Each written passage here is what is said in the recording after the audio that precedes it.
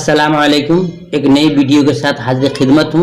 आज आप पढ़ेंगे सबक नंबर 22। सबक का नाम होगा क़िता तारीख़ रहलत जनाब अशरफ अली कादरी।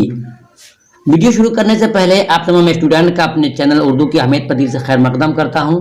अगर आप मेरे चैनल पर नए हैं तो चैनल को सब्सक्राइब करके बेल आइकन घंटी को दबा लें ताकि रोज़ के नोटिफिकेशन सबसे पहले आप तक पहुंचे और इम्तिहान की आप तैयारी कर सके। तो प्यारे स्टूडेंट एक बात बताऊं, कल आपने पढ़ा था सबक नंबर 21 जो क़िता तारीख़ था, जो गम अरशद में लिखा गया था। उसमें चंद क्वेश्चन छूट गए थे तो मुनासिब ही सोचता हूँ क्वेश्चन आपको दे दूँ ताकि इम्तिहान में आपको कोई दिक्कत नहीं। देखिए देखते हैं सवाल नंबर 1 में है कि ये क्वेश्चन समझिए कि सबक नंबर 21 का है। अता काकोवी ने क़िता तारीख़ गम अरशद किसकी मौत पर लिखी थी? ये इम्तिहान में आपसे पूछे जा सकते हैं तो याद जवाब देना होगा। देखिए लिखा है अपने बेटे अरशद काकोवी की मौत पर लिखा था, यानी कि अरशद ये अता काकोई जो है बाप हैं और अरशद उनके बेटे हैं, उन्हीं की मौत पर इन्होंने क़िता तारीख़ को लिखा था।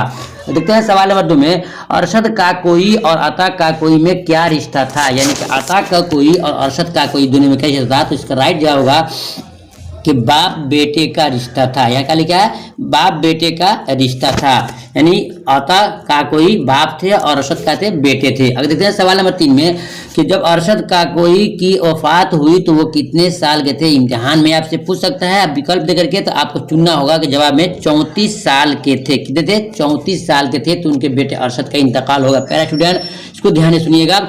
यही इसी को कहते हैं कि पढ़ाई मेन बुक से आप जो पढ़ रहे हैं ना, सिलेबस से पढ़ रहे हैं, मेन बुक से पढ़ रहे हैं, कोई गाइड और सैंपल मॉडल पेपर से नहीं पढ़ रहे। देखिए सवाल नंबर 4 में है गम अरशद में अरशद के 2 बेटों का जिक्र भी है, दोनों को नाम बताइए। नाम पूछ रहा है। देखिए जवाब है जमील एक का नाम है और अकील एक का नाम है। जमील एक का नाम है और अकील एक का नाम है। देखते हैं सवाल नंबर 5 में शायर है सरे अलम मिलाकर कितने आदद का इजाफा करता है? सरे अलम मिलाकर के कितने आदद का इजाफा करता है? प्यारे स्टूडेंट देखिए, यानी इजाफा करता है 1381 में एक का इजाफा करके 1382 बनाता है। इसको आपको याद करना होगा। अब आइए देखते हैं सबक नंबर जो 22 में आपको पढ़ना था, इसमें क्या क्या है। देखिए पहले जो सबक था उसको लिखे थे कौन? अता काकोई लिखे थे क़िता तारीख़, और ये जो क़िता है तो इसको लिखे हैं वाहिद नदीर साहब। मालूम हो गया सबक नंबर 22 के जो राइटर हैं कौन है? ये वाहिद नदीर साहब हैं, इसके लिखने वाले हैं। ये भी क़िता तारीख़ी है और किसके नाम पर लिखा था? जनाब अशरफ कादरी के रहलत यानी कि इंतकाल पर लिखा था। देखते हैं सवाल नंबर 1 में कि वाहिद नदीर का असल नाम क्या है? प्यारे स्टूडेंट ये तमाम क्वेश्चंस आपको याद करना होगा, रटना होगा। वाहिद नदीर के वालिद का ऑप्शन ए में अब्दुल वाहिद और बी में अब्दुल माजिद और सी में है अब्दुल अहद और डी में है अब्दुल्ला। तो स्टूडेंट इसका राइट आंसर होगा ए, यानी कि अब्दुल वाहिद जिनका असल नाम था वाहिद नज़ीर का। सवाल नंबर 2 देख लेते हैं। वाहिद नज़ीर कब पैदा हुए? ऑप्शन ए में दिया है 12 अप्रैल 1968 और बी में है 1965, सी में है 1970 और डी में दिया 1971। तो स्टूडेंट इसका राइट सही जवाब होगा ए, यानी कि 12 अप्रैल 1968 में इनकी पैदाइश हुई। आगे देखते हैं सवाल नंबर 3 में कि वाहिद नज़ीर किस जिला में पैदा हुए? ए में लिखा है चंपारण में और बी में गिरिडीह जिला में और सी में पटना जिला में और डी में गया जिले में। स्टूडेंट इसका राइट आंसर होगा बी, यानी कि गिरिडीह जिला में इनकी पैदाइश हुई। अब देखते हैं इनकी चंद किताबों को जानना हमें आपको बहुत जरूरी है। मैं शुरू से कहता रहा हूँ, चूंकि आप सिलेबस पढ़ रहे हो, सिलेबस में उन तमाम चैप्टर के राइटर जो हैं उनके नीचे लिखा था वो कितनी किताबें लिखी हैं, तो आपको याद करना बहुत जरूरी है।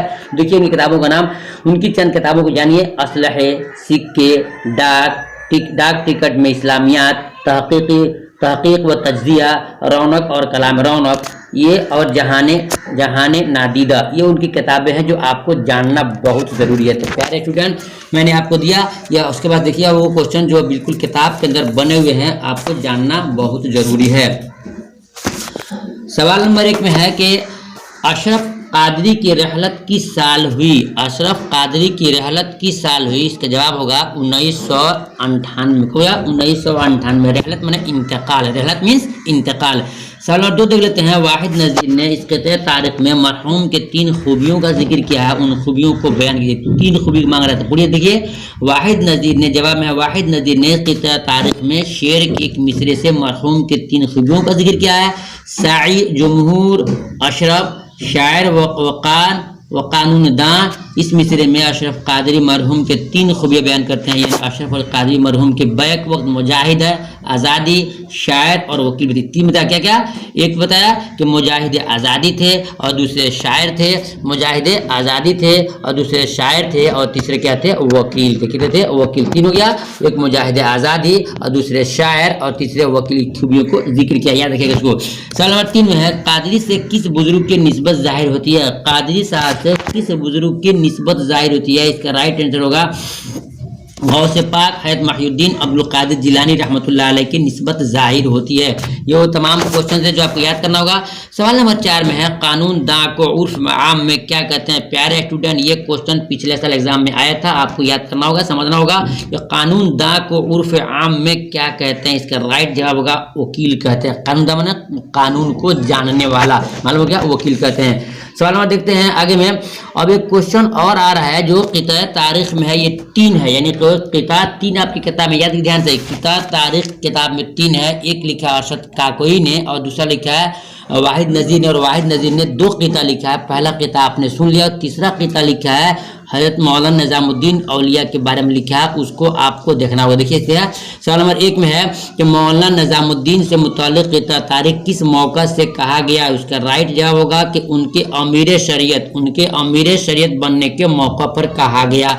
आगे देखते हैं सवाल नंबर 2 में, इस किताब तारीख के शायर का नाम बताइए।